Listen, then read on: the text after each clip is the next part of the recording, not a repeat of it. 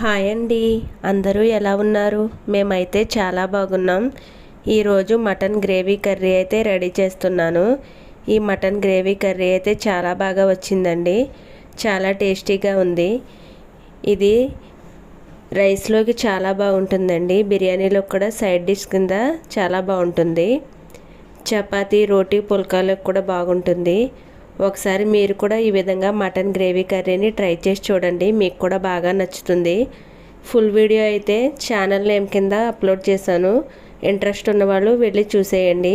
Please నా video నచ్చితే ఒక లైక్ చేయండి. మీ ఫ్రెండ్స్ అండ్ ఫ్యామిలీ మెంబర్స్కి షేర్ చేయండి.